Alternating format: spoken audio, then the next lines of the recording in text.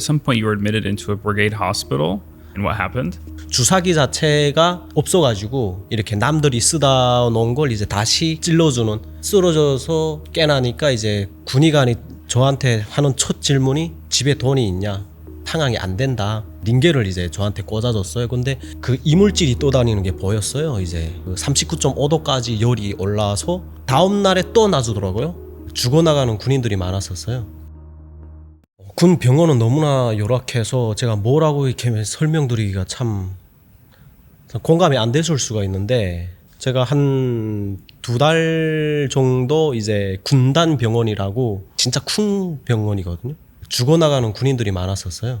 왜 죽냐 하니까 이렇게 항생제가 없어서, 약이 없어서 이렇게 사망하는 군인들, 진짜 모기에 물려서 사망하는 군인, 그 사교 훈련을 하다가 태탄된 총탄에 맞아가지고 다리를 이제 스치고 지나갔는데 그게 이제 염증이 이제 퍼지다 보니까 끝내 사망을 하는 그런 상황도 있었고, 어떤 군인은 차를 타고 가다가 떨어졌는데 이제 바로 이제 그 내사 상태가 돼가지고 바로 이제 군 병원에 도착을 했지만 치료가 선행이 못 되다 보니까 죽는 군인들도 있었고, 그리고 의약품 자체가 너무나 열악해서 군인들이 다 사비로 약을 사서 맞아야 되는 상황이었고, 그리고 약을 산다고 해도 군의관이나 자기 담당 의사들한테 뭔가 뇌물을 줘야지만 치료가 가능한 그런 상황이었어요. 그래서 저도 작은 종양, 다리에 종양이 약간 생겨가지고 그걸로 이제 치료를 받아야 됐는데 약이 없어서 다 자체로 구입을 했고요. 거기서 한 2달 정도 하고, 아 진짜 이게 이 군 병원은 안 되겠다라는 생각이 진짜 크게 들었는데, 제가 탈북하기 한 3개월 전에 다시 이제 쓰러져가지고 병원에 입원했던 적이 있어요. 근데 쓰러져서 깨나니까 이제 군의관이 저한테 하는 첫 질문이 집에 돈이 있냐, 집이 잘 사냐, 그거부터 물어보는 첫 질문이었어요. 그래서 저의 집은 아빠 엄마가 노동자여서 저한테 돈을 보내줄 수 있는 상황이 안 된다 말하니까, 그러면 뭐 약이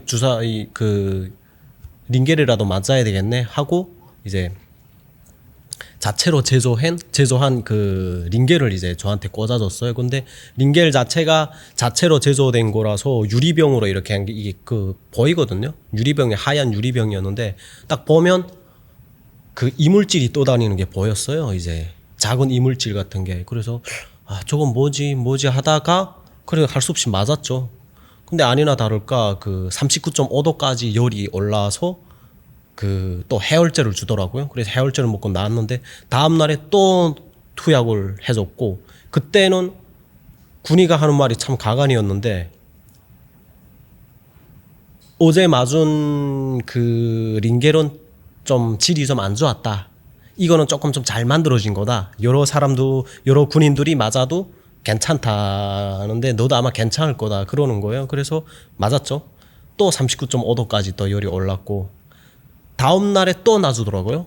그래서 그 죽실을 제가 뽑아가지고 이제 병원을 박차고 나와서 그때부터 이제 탈북을 시작한 거죠. But did they ever specifically tell you what was inside the IV? 네, 그런 무슨 명세표라든지 이런 거 자체가 없었고, 그냥 공장에서 나오는 게 아닌 이제 그 군의관들이 자체로 이렇게 그 병원 내에서 만드는 거라서 그냥 유리병에 그런 그 링겔 간을 꽂아가지고 만든 건데, 주사기 자체가 없어가지고 주사 바늘 자체를 본인이 구입을 해야 되는데 제가 돈이 없다 보니까 이렇게 남들이 쓰다 놓은 걸 이제 다시 꾸려가지고 이제 찔러주는, 그래서 겁나 아팠어요.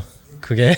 Was it only you inside of that hospital, like that room, or in the hospital, or was there other soldiers with you? 같이 있었는데 한 군인은 또 이제 릉막이라고 해가지고 이런 좀 옆구리에 물이 차서 이제 물을 계속 뽑아내면서 그런 병이었어요. 그런데 그 군인도 이제 제가 입원한 같이 한 일주일 정도 이제 같이 대화를 하다가 일주일 후에 탈영을 하더라고요. 그 탈영하는 것도 참 웃겼어요. 걔네 부모님들이 내려왔었어요. 내려와서 그 아들 보고 잠깐 나오라고 해가지고 나온 틈에 그대로 그 아들을 합체해서 집으로 데려갔더라고요. 병원 상태 안 아니, 좋아. 안 좋다는 걸 아니까 얘를 여기다 두면 이제 죽이겠구나 하는 걸 인지를 한 거예요. 근데 이분들은 자식을 집으로 데려와서 치료시킬 만한 돈이 없다 보니까 그냥 납치해서 이제 데려간 거죠. Could you have said no to this? Could you have said, "Hey, I don't want it"? 근데 이게 참 제가 거부를 할 수가 있어요. 거부를 할 수는 있지만 제가 이거라도 안 맞으면 아무 대책도 없는 거잖아요. 저기 아픈 사람 입장에서는. 그러면 이거 아니면 다른 그 수입산이나 이제 공장에서 만들어진 그 비싼 약을 구입을 해야 되는데 그 돈이 없다 보니까 이거라도 맞자라는 그런 심리적인 그런 작용을 했던 것 같고 그래서 어쩔 수 없이 맞는 상황이었죠. If you look back on that situation where you saw the stuff that was in the vial or in the bottle, do you have any suspicion of what it might have been? 그 링겔이면 이제 뭔가 그 약품들이 이렇게 혼합을 해서 그렇게 무슨 화학적으로 이렇게 하는데 뭔가 정제도 하고 뭔가 그 이런 공정들이 많은데 여러 공정들을 이렇게 그냥 피하고 이렇게 완성을 하다 보니까 그래서 안 좋지 않았을까. So then you also said that you were in the hospital 2 years previous to this as well. Was it a different hospital? Or was the conditions worse or better? And just generally, what was it like? 거의 다르진 않았어요. 똑같았죠. 근데 그런 제가 다녔던 병원들은 좀 좋은 병원이었어요. 군에서도 좀 좋은 병원이었어요. 그보다 더 열악한 그 시설이나 이런 병원들이 더 많았고 제가 다니던 병원이 좋은 시설임에도 불구하고 그 정도면 다른 건 더 말할 필요가 없겠죠. North Korea is not at war. So, but it seems like there might have been a lot of people going to the hospital. What are the main reasons that North Korean soldiers sometimes go to the hospital then? 북한 군인들이 이제 건설이나 이런 데 많이 동원되다 보니까 첫째로는 그 배고프니까 이제 배고파서 위가 좀 안 좋은 군인들이 많아요. 그래서 항상 뭐 잘 먹을 때는 확 잘 먹고 이제 못 먹을 때는 아예 못 먹고 굶기도 하고 그러다 보니까 위가 다 안 좋아지는 거예요. 그래서 병원에 군이 입원하는 이런 그 내과 치료를 받는 군인들이 많았고 그리고 그것보다도 더 이제 심각한 거는 이제 결핵이나 간염 이것 때문에 또 입원하는 군인들이 많거든요. 내과 때문에 이제 위가 안 좋아서 병원에 입원을 했는데 결핵을 앓는 거예요.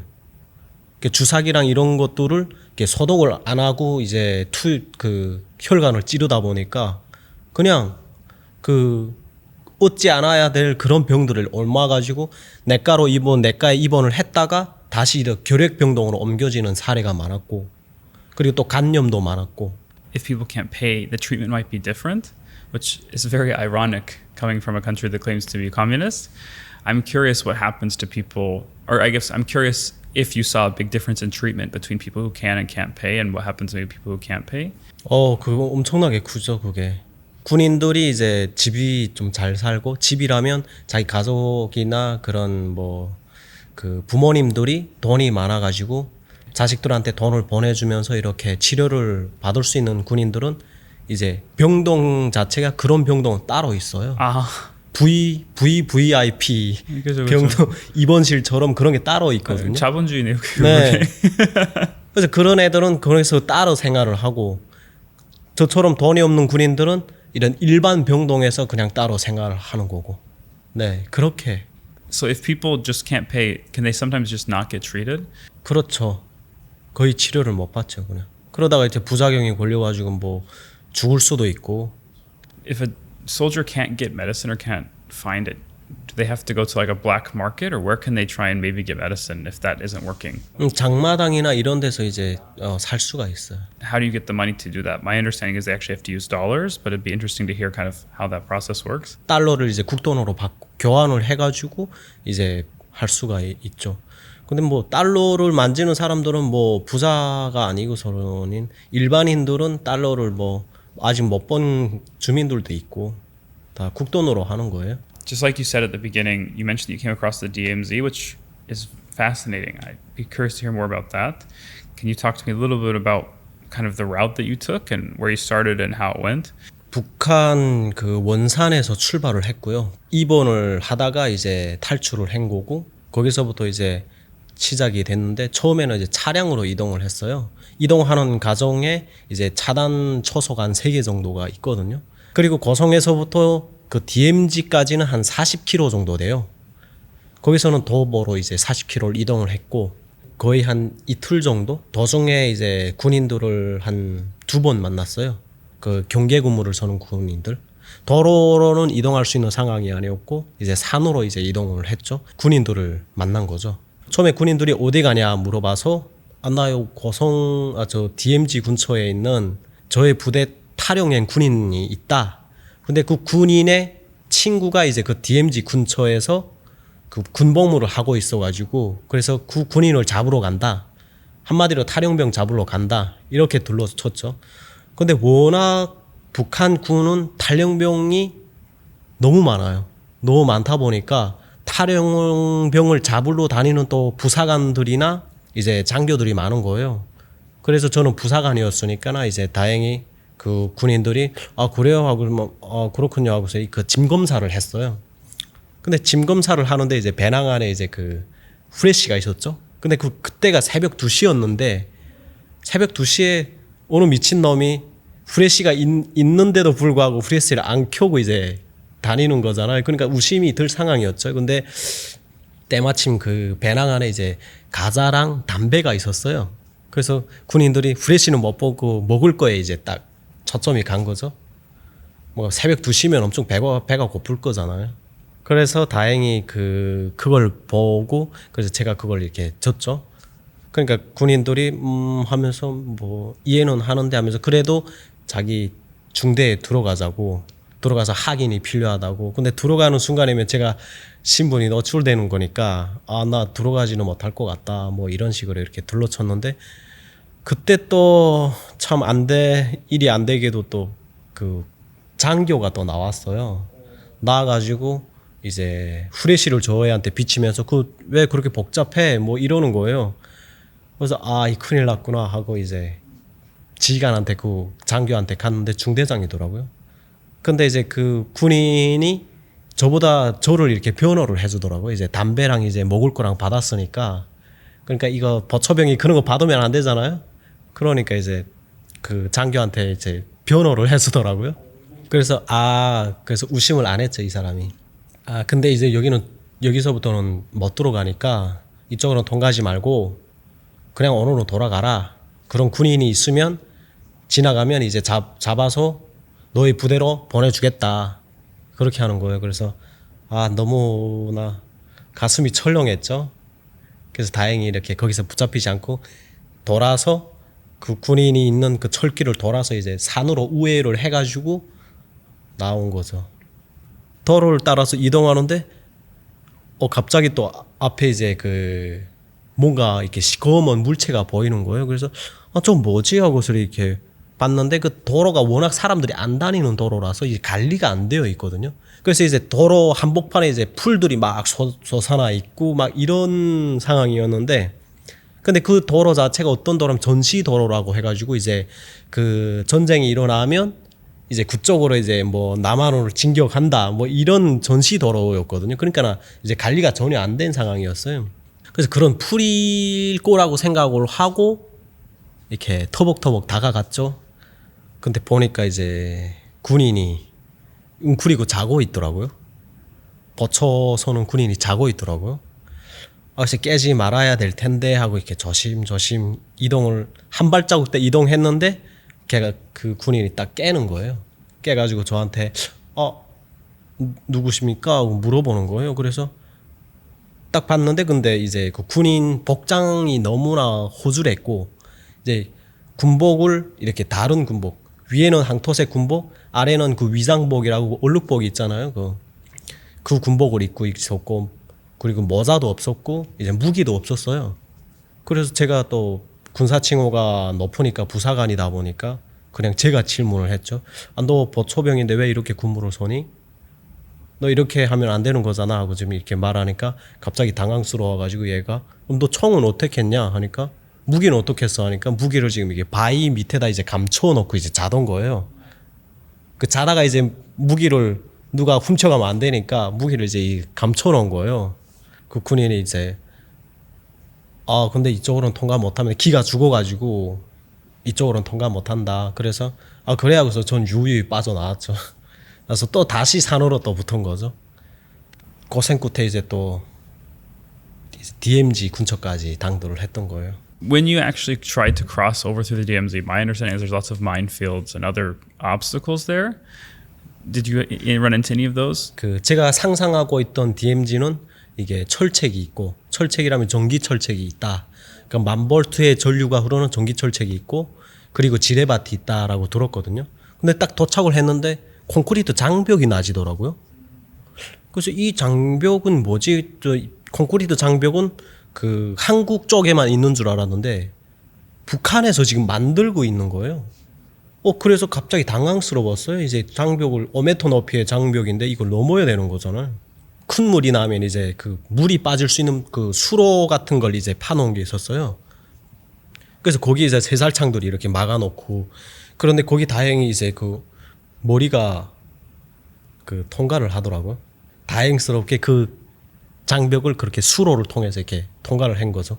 해가지고 이제 철책에 딱 도착을 해가지고 보니까 철책이 그 이중철책이었어요. 처음에 이중철책이어서 이중철책을 이제 전기가 흐르는 소리가 막 들리고 이제 그 나무 가지로 이제 만지면 뭔가 전기가 통하는 그런 상황이었거든요.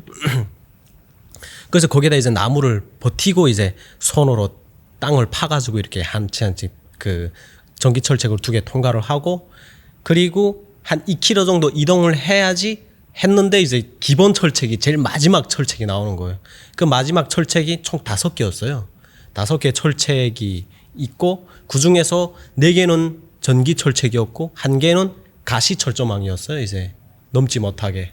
예전에 있던 2개 철책이랑은 달리 그 불이 켜져 있는 상황이었고, 그러다 보니까 그 불이 켜져 있으면 제가 그 이동을 하는데 그 발견이 될 수가 있잖아요. 그래서 이제 보니까 불이 딱 안 켜져 있는 데가 있었는데 그게 이제 버초막하고 이제 30m 거리에 이런 가까운 그 거리에 육안 감시가 가능한, 거기는 이제 불이 안 켜져 있더라고요. 근데 가만히 생각해 보면 사람이 이제 그 밝은 데를 보다가 이제 어두운 데 갑자기 보면 잘 안 보이잖아요. 또 그런 게 있잖아요. 이제 동공이 확장이 되면서 이제 안 보일 때가 있잖아요. 근데 그게 생각이 나가지고 그쪽으로 이제 이동을 한 거죠. 근데 제일 마지막 철책은 확실하게 다르더라고요. 땅을 파지 못하게 콘크리트 블록을 이제 이렇게 한 50cm 그 길이의 그 블록을 이제 다 박아놔가지고 파지 못하게 만들었더라고요. 근데 그 블록들이 뭐 다 단일체라서 이렇게 한 개씩 이렇게 이어놓은 거라서 다행히 이렇게 움직여서 그 뽑아내고, 그리고 그쪽으로 이제 빠져나와서 전기철책을 그렇게 통과를 했던 거죠. 마지막 가시철조망까지 통과를 하니까 이제 지뢰밭인 거예요. 지뢰밭은 그 짐승 발자국들이 좀 보였어요. 한 열흘 전에, 10일 전에 그 비가 좀 많이 와가지고 그 땅이 좀 물렁물렁해지잖아요. 근데 이제 짐승들이 다니면서 이제 발자국들을 만들어 놓은 게 이제 그 햇빛을 받아가지고 굳어 있는 그 자리가 보였어요. 워낙 사람이 안 다니다 보니까. 그래서 그 발자국들을 따라서 이제 이동을 하면서 그때부터는 이제 2발이 아닌 4발로 이제 이동을 한 거죠. 포복 전진하면서 이제 이동을 했죠. 그래서 처음에 이렇게 한국 군인들이 딱 저를 발견했을 때는 그냥 멧돼지인 줄 알았대요. 4발로 이제 기어오다 보니까. 그러다가 어느 순간에 딱 서니까 이제 사람이구나 하고서 그 다음부터 이제 비상이 걸렸대요. 2023년 12월에 그 1차 탈북을 시도를 했어요. 운이 안 좋아가지고 이렇게 붙잡혀가지고 3달 동안 3개월 동안 좀 고생을 하다가 2024년 8월 20날에 이제 다시 시도를 해서 성공을 하게 된 거죠. What was the last thing that made you decide you needed to leave? 북한 군에서 이제 한 9년 정도 군복무를 하다가 8년 차에 그 라디오를 들었는데 좀 충격적인 이런 소식을 듣게 됐어요. 계속적으로 제가 어릴 때부터 세뇌를 시킨 게 이제 6.25 전쟁은 남한이 먼저 일으켰다, 이렇게 교육을 받았는데 라디오에서는 북한이 먼저 일으켰다고 이제 말을 하더라고요. 그래서 이거는 완전 사실과 다른데 이렇게 생각을 했는데 그 3일 만에 이제 서울을 이제 그 점령을 했잖아요. 북한군이. 그래서 이거는 말도 안 되는 소리다. 북한이 먼저 일으켰을 확률이 높다라는 걸 인지를 했고요. 이제 코로나 때 상황이 너무 알다시피 너무 안 좋았잖아요. 코로나 때 북한에는 의약품도 없고 그래가지고 사람들이 많이 또 봉쇄가 되다 보니까 많이 굶어 죽었어요.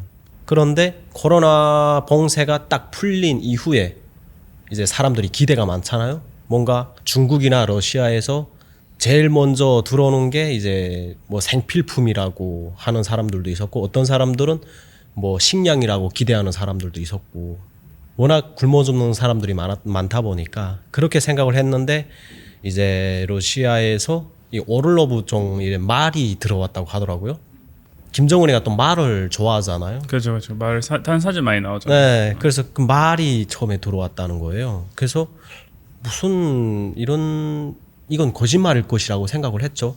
근데 이제 그 러시아 국경 근처에서 이렇게 사시는 그 친구가 봉쇄가 해제가 되면서 이제 부대로 귀가를 했는데 그와 유사한 말을 하더라고요. 새파란 이런 그런 천을 씌운 기차가 들어오긴 했는데 거기서 말 울음소리를 들었다. 경계가 너무 심했다. 그래서 그 보안원들이 10m에 한 명씩 서가지고 이제 무장 군무를 섰고 그 열차에 그 뭔가 먹을 거라도 있을까봐 탑승했던 이런 어린 그런 꽃제비라고 해가지고 좀 안 좋은 친구들이 그 배고파서 좀 굶주리는 친구들이 있거든요. 그런 어린 애들이 올라타서 이렇게 총에 맞아서 사살됐다 이런 말도 들었고 하다 보니까 이게 진짜구나라는 그런 걸 확신하게 됐어요. 인민을 제일로 우선시한다 이런 말을 계속적으로 이런 말로 그 북한 주민들을 기만했는데 그게 진짜 기만이라는 걸 알게 되다 보니까 이제 배신감이 진짜 배가해서 들었던 것 같아요. 그때부터 탈북을 생각하게 된 거죠. Being in the army for 9 years, I would assume you had a lot of training and a lot of points where you had a lot of education as well. Did you ever, during that process, even think about escaping or coming to South Korea?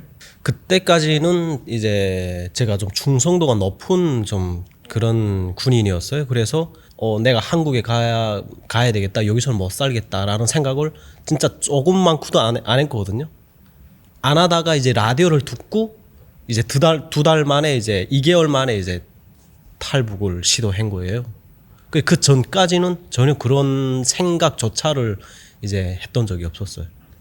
I don't know if you can even explain in words, but it'd be interesting to kind of hear your emotional state or kind of what were you feeling, experiencing at that time? If you can share it, if you can't, that's fine. 내가 뭔가 그 결심을 하게 된 게 이제 그런 배신감 때문이었잖아요. 북한에서는 도저히 못 살겠다. 이런 진짜 자기 국민들도 속이는 이런 체제에서 내가 어떻게 살 수가 있겠냐라는 생각이 들어서 탈북을 생각을 했고 하루를 살아도 진짜 사람답게 살고 싶다. 내가 죽으면 죽더라도 이제 가면서 그 지뢰에 밟아 죽던 뭐 철책에 전기 철책에 붙어 타 죽던 그래도 한 번은 도전해 보고 싶다. 죽더라도 가다가 죽으면 죽었지 나는 여기에서는 도저히 못 살겠다. 그런 생각으로 이제 시작을 했었어요. You said it's been 2 years since you came to South Korea. I'd be curious after going through all these, what I would say are traumatic and difficult experiences, what was the happiest or best moment you've had in South Korea so far? 그런 느낌은 매 순간 매 시간 느끼고 있죠. 지금 제가 또 그 유튜브 촬영을 하면서도 이제 매 순간 느끼고 있고 감사의 마음을 항상 느끼면서 하는 것 같아요. 진짜 그 북한의 그 체제나 북한의 지금 상황은 진짜 한국이랑 진짜 비교할 만한 상대가 안 되거든요. 경제 상황도 같고 군사력 상황도 같고 지옥과 천국을 이제 넘나든 그런 느낌이에요. 그래서 저한테는 모든 게 다 새롭고 지금 이 상황이 믿기지를 않을 정도로 모든 게 다 새롭거든요. 그렇다 보니까 이제 그 새로운 환경에서 또 이제 적응하는 기간도 있고 그런 데서도 조금 어려움이 있지만 그래도 대한민국은 진짜 살만한 세상이다라는 생각이 매 순간 들면서 그래서 좀 또 행복하게 살고 있어요.